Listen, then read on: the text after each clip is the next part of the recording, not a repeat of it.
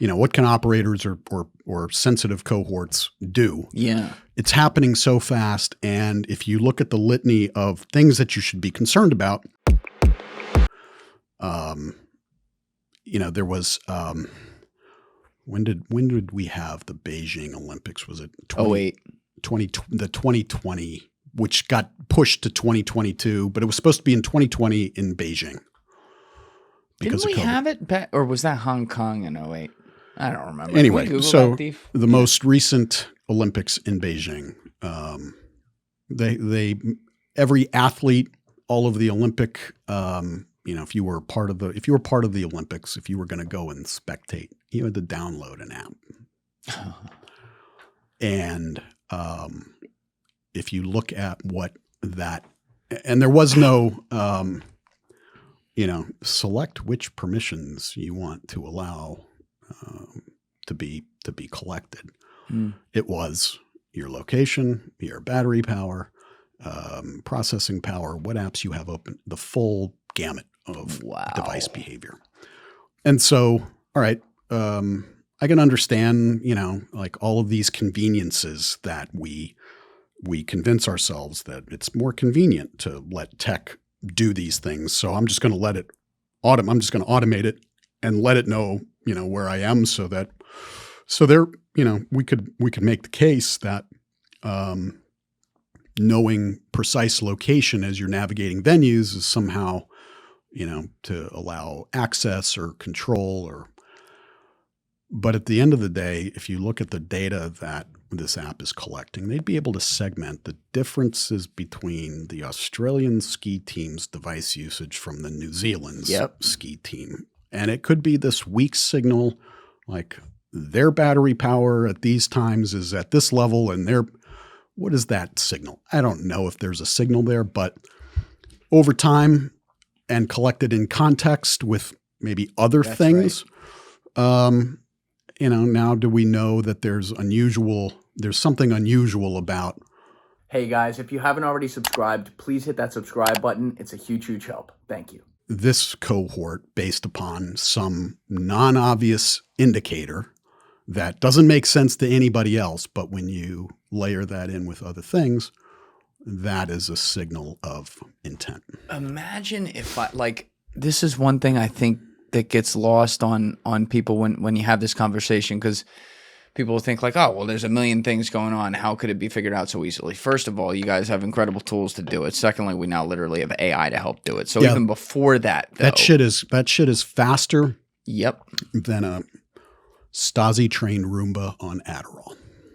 Stasi trained Roomba on Adderall. So wait, the Stasis are training Roombas too? Do I need to know about that? I haven't bought a Roomba. It kind of freaks me out, but I shouldn't do that.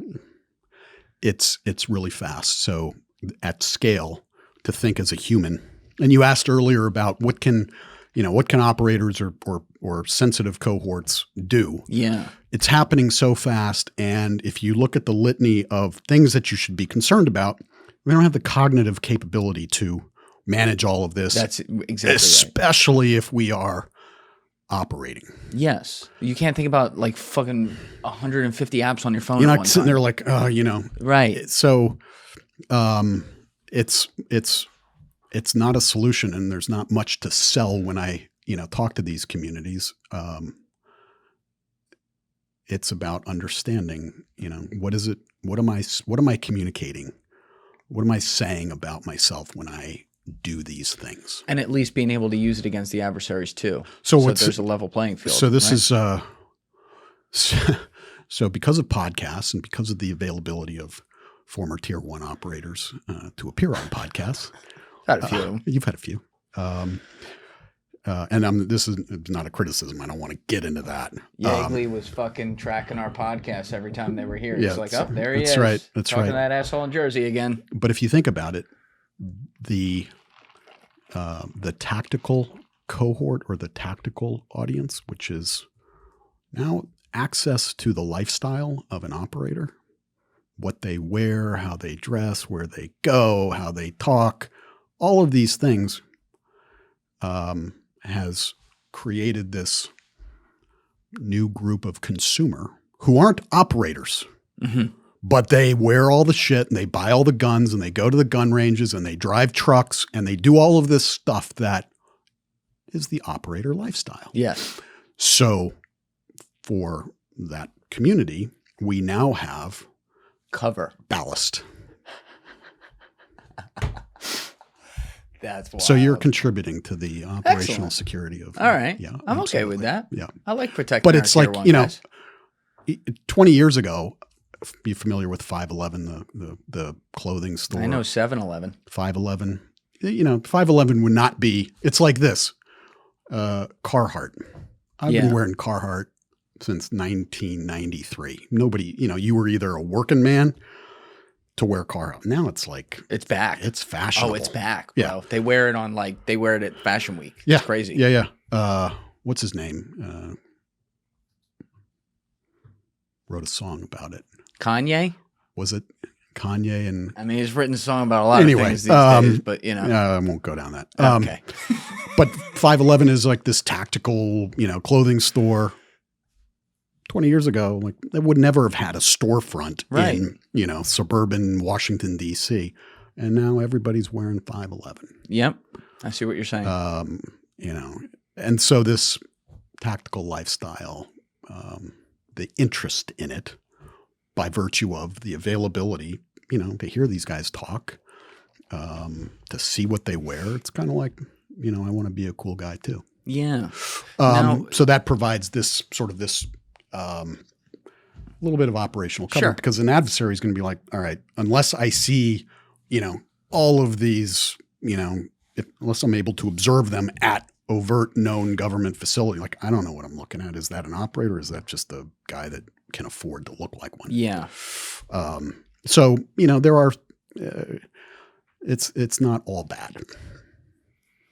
And everyone had that's the thing. There's like mutually assured blackmail tracking destruction in a way around the world now when you're talking about like the best intelligence agencies. You got your handful because especially when you're talking about publicly available information, they all can get access to it. And as long as they know how to read the language now, thanks to guys like you, they can all do it on each other. It still puts in danger the quote unquote chess pieces that are on the board though, because you know that that's a risk. You know, if you're setting up an intelligence operation now, you know, your guys still carry iPhones or something. Now, there are some things, I'm very not well read in this, so please just fill in and correct me where I'm wrong. But, you know, I've heard about things like they'll make guys carry Faraday cages and stuff like that. But again, to me, I would assume that comes back to the question of like giving up the convenience of even having the fucking thing in the first place.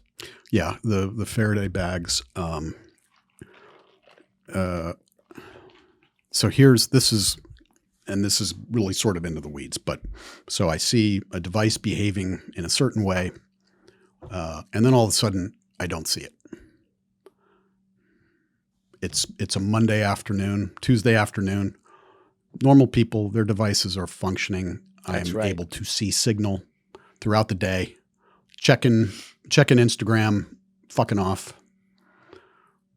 But these devices that are in the Washington, D.C. area, from time to time or at very specific times, are not emitting any signal. That's a jump, but you know, like if you're looking for that non-obvious indicator, like what devices, if I've got 1 million devices that behave in a very predictable manner, and then I've got 100 devices that exceed that predictable parameter, I'm interested in those 100 devices. Right. Because somebody dropped it in a Faraday bag. Thank you guys for checking out this clip. If you haven't already subscribed, please subscribe and hit the like button on this video. It is a huge, huge help. And if you'd like to check out this clip's full podcast episode, that link is in the description below or right here. And finally, you can follow me on Instagram and X by using the links in my description below.